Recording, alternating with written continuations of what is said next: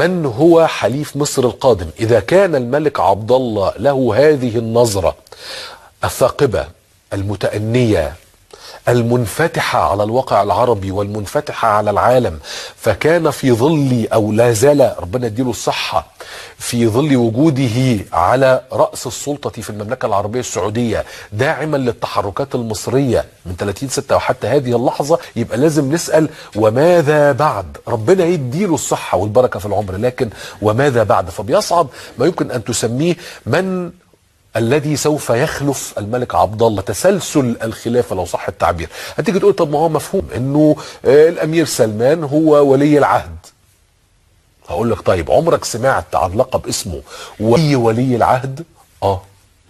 ده لقب تم استحداثه في السعوديه ولم يكن موجودا، الا وهو الامير مقرن بن عبد العزيز، وهو الشقيق او وهو الاخ غير الشقيق لجلاله الملك عبد الله. في أسس وقواعد معينة لتوريث الحكم في المملكة العربية السعودية هنحاول نفهمها مع بعض علشان نحاول نعمل عملية استشراف لمستقبل الحكم في المملكة العربية السعودية، لأنها الحليف الأهم لينا في هذه المرحلة. نبدأ مع بعض بحاجة اسمها هيئة البيعة. هيئة البيعة أرساها الملك عبد الله سنة 2006، وبتعتبر مجلس عائلي بيضم ممثلين من كافة أفرع العائلة المالكة. بتضم الهيئة أبناء الملك عبد العزيز آل سعود وبعض أحفاده لأبنائه المتوفين أو العاجزين طبيا، إضافة لمين؟ لأحد أبناء الملك وأحد أبناء ولي العهد. خد بالك. طيب يعني أنا كده عندي أحد أبناء الملك عبد الله وأحد أبناء الملك سلمان. قد يكون مين؟ الأمير محمد بن سلمان. بالمناسبة الأمانة العامة بتاعت هذه الهيئة يتولاها رئيس الديوان الملكي، ويفترض أن مهمتها بتتلخص في إيه؟ في اختيار الملك وولي عهده. وأيضا زي ما كنت بقول لكم تم استحداث منصب ولي العهد. ليه؟ وخد بالك انه الحكاية كمان مش بس استحداث هذا المنصب.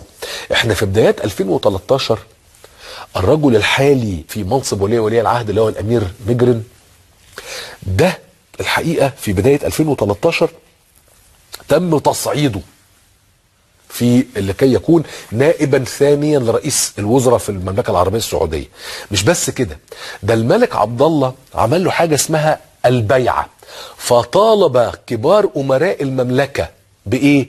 بمبايعة الأمير مجرن لكي يصير وليا لولي العهد. فتصبح المسألة أن هناك هذا اللقب المستحدث، وأيضا لديه صلاحيات أخرى بوصفه نائبا ثانيا لرئيس مجلس الوزراء، أي يحق له ترأس مجلس الوزراء في حال غياب الملك وولي عهده اللي هو الأمير سلمان. يعني لو الملك عبد الله مش موجود ولو الأمير سلمان مش موجود، مين اللي يعمل الاجتماعات؟ الأمير مجرن اللي هو ولي العهد والنائب الثاني لرئيس مجلس الوزراء. طيب ايه وضع الامير سلمان في هذه المعادله؟ الامير سلمان بجانب منصبه كولي للعهد هو رئيس مجلس الوزراء ووزير الدفاع، هو الابن الخامس والعشرين من الابناء الذكور للملك المؤسس الملك عبد العزيز آل سعود، لكنه ايضا رجل كبير في السن، اظن 79-80 سنه، يعاني من مشاكل صحيه واضحه. هل هو ده السبب وراء وجود منصب ولي العهد؟ طيب تعالوا نروح الاول لولي العهد صاحب السمو الملك امير مجرن بن عبد العزيز، اصغر ابناء الملك المؤسس سنا، يشغل زي ما كنت بقول لكم منصب النائب الثاني لرئيس مجلس الوزراء. الامير مجرن تمت البيعة له من كبار أمراء المملكة وليا لولي العهد، وبالتالي يصبح وليا للعهد في حال خلو ولاية خلو ولاية العهد الحالية، أي إذا صار سمو الأمير سلمان ملكا للبلاد، فيصبح مين ولي العهد في هذه الحال؟ الأمير مجرن. يعني يصبح وضع الأمير محمد بن سلمان إيه؟ مش موجود. طيب ليه؟ بعيدا بقى كمان عن الامير متعب ده جاي له ليه؟ الامير محمد بن سلمان على ما يبدو بيعمل حالة من حالات السيطرة داخل بعض من مؤسسات الدولة ومن بينها وزارة الدفاع. ونظن او يظن المذيع الامير محمد بن سلمان، يظن المذيع الى انه هذه الحالة اثارت الحقيقه دهشه او غضب او رفض من قبل الملك عبد الله، ربنا يديله الصحه. فعمل ايه؟ عمل ترقيه للامير خالد لو تفتكروا لرئاسه الاستخبارات بعد ان اطاح به الامير محمد بن سلمان من وزاره الدفاع، ده على سبيل المثال. وخلينا اقول اقيل بلاش اطاح. عمل مجموعه من التحركات، فاتى بمجموعه من الامراء الموالين له داخل مؤسسات المختلفه، وهنا بدا الملك عبد الله ياخد تحركات اخرى تدفع وتدعم من وجود الامير مجرن في سده الحكم كي يستطيع الوصول لها في يوم من الايام، هكذا نظن، مجرد تحليل. معنا شخصيه ثالثه اللي كنت بذكرها لكم من شويه، الا وهي سمو الامير متعب بن عبد الله بن عبد العزيز ال سعود، وهو ابن الملك الحالي، وهو رئيس الحرس الوطني السعودي. وده منصب يكاد يكون موازيا او مساويا او قريبا لمنصب وزير الدفاع.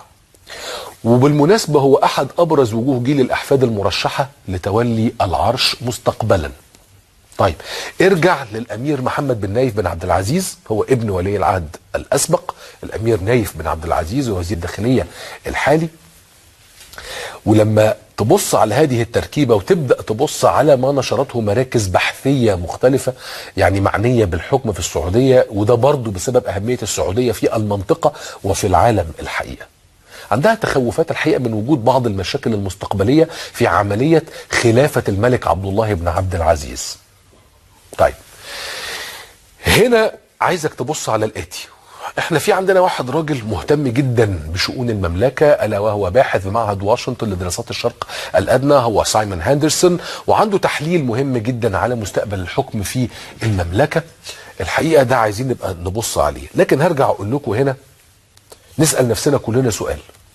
ملك عبد الله ربنا يديله كل الصحة وكل العمر، هل يستطيع الملك عبد الله، أو هل تظن أن الملك عبد الله في خلال الأيام القادمة سوف يطلب من هيئة طبية رسمية أن تنظر في الحالة الصحية لسمو الأمير سلمان ولي عهد المملكة العربية السعودية، وقد ترى هذه الهيئة الطبية بتقرير طبي علمي لا رجعة فيه أن سمو الأمير سلمان غير مؤهل لتولي الحكم أو لمهام جسيمة في البلاد، وبالتالي يتم تنحيته عن منصب ولي العهد؟ إذا حدث ذلك مين اللي هيتولى منصب ولي العهد؟ مظبوط، سمو الأمير مجرن بن عبد العزيز، الأخ غير الشقيق لجلالة الملك عبد الله. السؤال الأهم بالنسبة لنا في مصر، احنا مهتمين بده ليه؟